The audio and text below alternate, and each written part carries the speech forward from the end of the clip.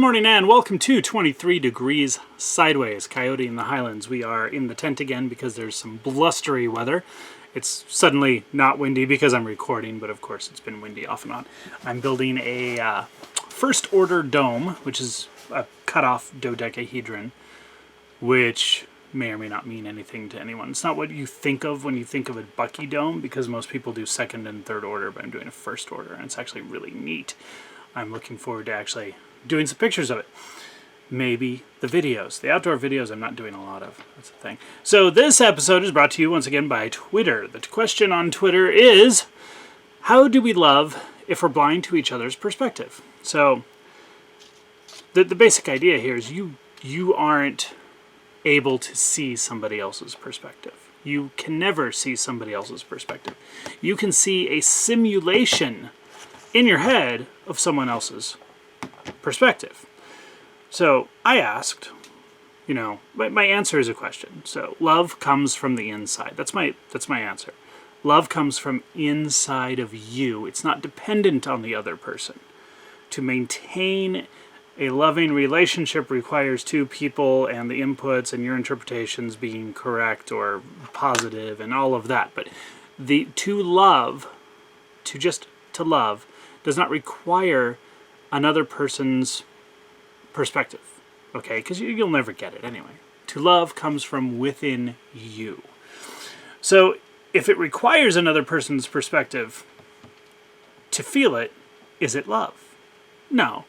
No, there's different stuff going on there. This is where some of my friends think that all human interaction is transactional, because you have to do that perspective shift thing and try it, but you can't.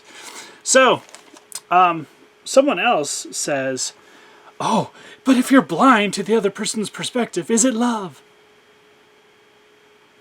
Well, you can't not be blind to the other person's perspective, to any other person's perspective, to any number of other people's perspective. You can get a close approximation that is pragmatic and behaviorally appropriate and all of that, but you can't actually be inside another person's head. Now, you can approach a truth, and you'll feel that with right action, and as things go right, and there's intuition and feelings, and everything works out, right? Everything's okay. But the thing here to remember is that it isn't someone else's perspective. It's not someone else's perspective that brings you love, okay? And love is not submission. So the second question here, this one, if you're blind to someone else's perspective, is it love? Well, you see, this question isn't coming from...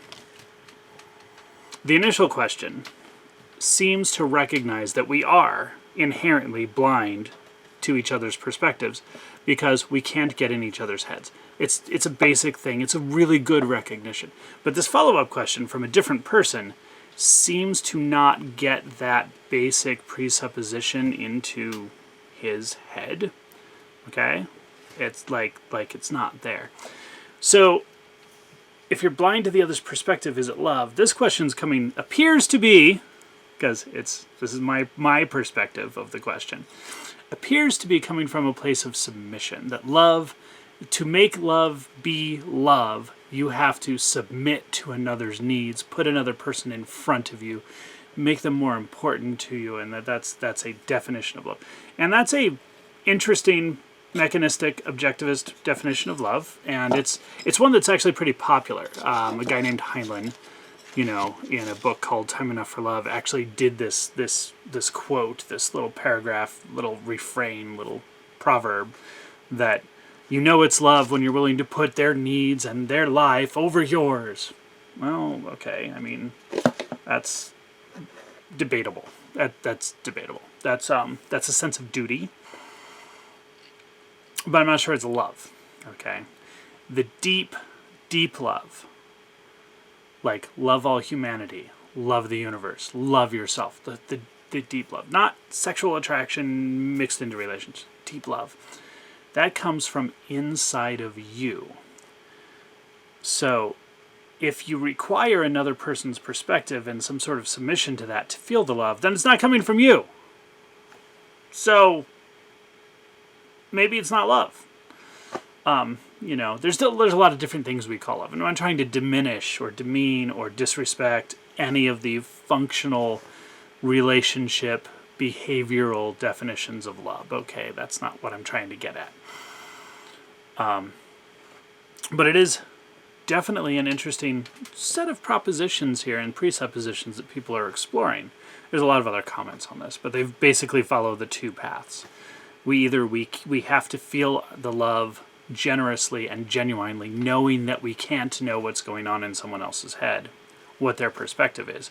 Or we have the submission, where you can't feel love unless you're willing to submit to someone else's needs and place them above yours. That sacrifice and making yourself less important are the foundations of love. So that's obviously pretty fucked up and broken. Okay? No one's called me out on my language yet, so I just say it sometimes, I guess. That's not how love works. Okay? It has to come from within. So that's it. That's all I got for you today. I'm actually doing a short video. Surprise, surprise. Stay sideways and feel the love from inside of you.